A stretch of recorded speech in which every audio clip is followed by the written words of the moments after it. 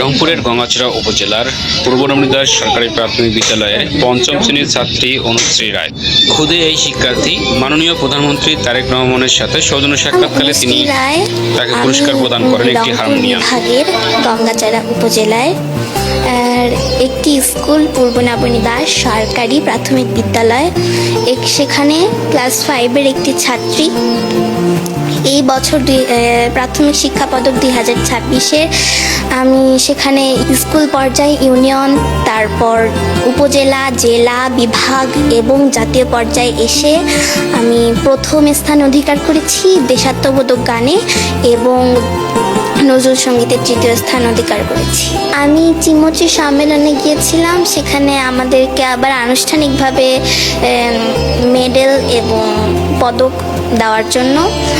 সেখানে আমি পিএম স্যারকে আমার হাত থেকে একটি চিঠি দিয়েছিলাম। সেই চিঠির সুবাদে আজকে এখানে আসা। এটা তো সেই সময় কল্পনা করতে পারিনি যে উনি পড়বেন।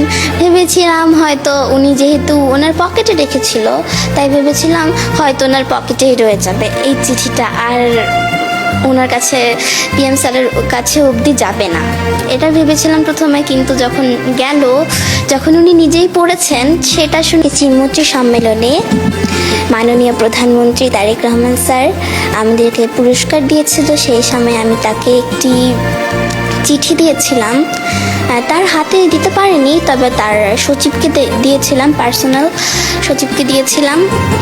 তারপর আমি অতটাও ক্লিয়ার ছিলাম না যে আমি ওইটা স্যারের কাছে যাবে।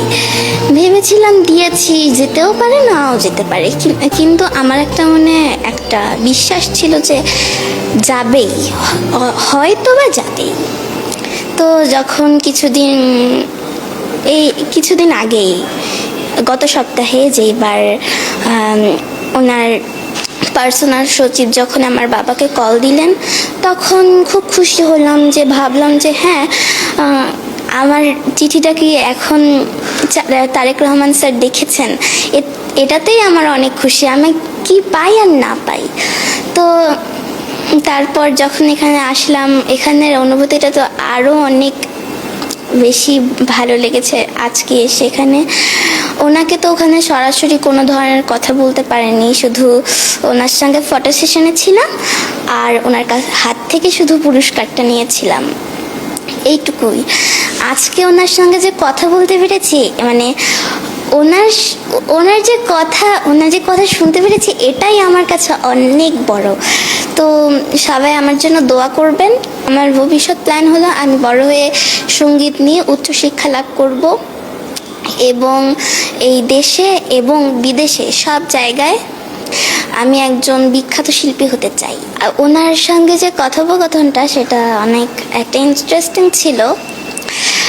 উনি যখন আমাকে বলল যে তুমি কি সেই অনুশ্রী, তখন খুব ভালো লেগেছে যে একটা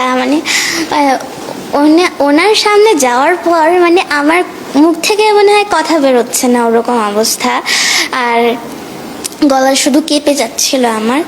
তো তাও ওনার কথার অ্যান্সার দেওয়ার চেষ্টা করেছি। আর বড় কথা, উনি যে আমার জন্য দোয়া করেছেন, এটাই অনেক বড়। উনি আমাকে একটি চেঞ্জার হারমোনিয়াম গিফট করেছেন এবং আমার গান শুনেছেন। গান শুনিয়েছিলাম একটি দেশাত্মবোধক গান, মাগো ধন্য হলো। আমার বাবা আর মা ওনারা হলেন আমার একদম গান শেখার একদম শিক্ষাগুরু, একদম প্রথম শিক্ষাগুরু। আমার না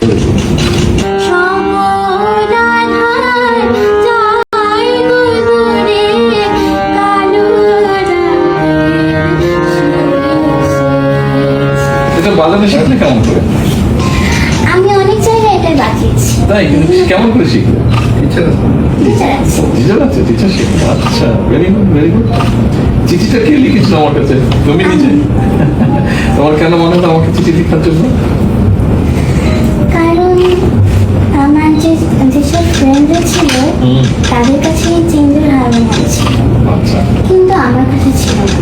শুধু ছিল অনেকদিন পুরাতন, অনেকদিন আগের একটি হারমোনিয়াম, পুরাতন। সেই হারমোনিয়ামটা ছিল, সেইটা বাজিয়েই শিখেছি। নিজে শিখেছ? না, টিচারের ছিল। আর নিজে নিজেও খুব শেখার আগ্রহ ছিল। মা আমাকে প্র্যাকটিস করাতো, মানে মা বাবার কাছে আমার গান শেখার হাত দিত। তো এটা কি ভালো? হ্যাঁ, এই হারমোনিয়ামটা ভালো?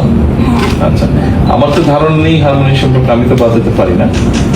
তবে আমার কাছে যতটুকু মনে হয়েছে বা বিনোজনের সাথে কথা বলে যে আঙ্কেলরা হেল্প করেছে, মনে হয়েছে এটা বোধহয় ভালো। তুমি ইত্যাদি প্র্যাকটিস করো, তারপরে এরপরে যদি আরো ভালো কিছু থাকে তখন আরো ভালো প্র্যাকটিস করতে হবে, দরকার হলে ওটা ইনশাল্লাহ হবে। ঠিক আছে, অবশ্যই স্যার, দোয়া কিন্তু প্র্যাকটিস করতে হবে, বড় শিল্পী হতে হবে।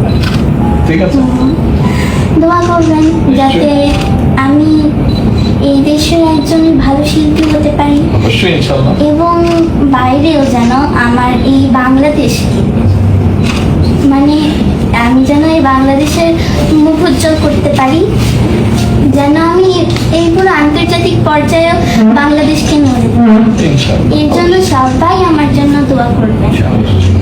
Very good. Very good. আমাদের আবার অনেক ছোট ছোট নিগুড় গোষ্ঠী আছে, তারাও হারিয়েছে। ওদের ব্যাপারে আমরা একটা পদক্ষেপ নিয়েছি, শুরু করবো। আপনাদের ওইদিকে আছে কিছু? হ্যাঁ, আছে। ওইদিকে আছে, দিনাজপুরে আছে, আছে। আছে তারপরে আপনার যে সুন্দরবনে আছে, চট্টগ্রামে আছে, জামালপুরে আছে, নোয়াখালীতে আছে, ময়মনসিংহে আছে, ওরা সারা দেশে অনেক জায়গায় আছে। তো ওদের কতগুলো কালচার আছে যেগুলো হারিয়ে যাচ্ছে আস্তে আস্তে। তো ওদের বাচ্চারাও জানছে না, আমরা তো জানছি না, ওদের বাচ্চারা জানছে। তো ওগুলোকে আমরা চেষ্টা করছি এই জিনিসগুলোকে আবার উঠিয়ে আনার জন্য। একটু সময় লাগবে, তা তোমাকে বড় শিল্পী আপনাদের দোয়ায় সব কিছুই হবে। স্যার, আপনি যখন দেশের দায়িত্ব নিয়েছেন তখন উপরে এসে আপনার হাত থেকে ইন্সপায়ার্ড এই যে তোমার পরিষ্কার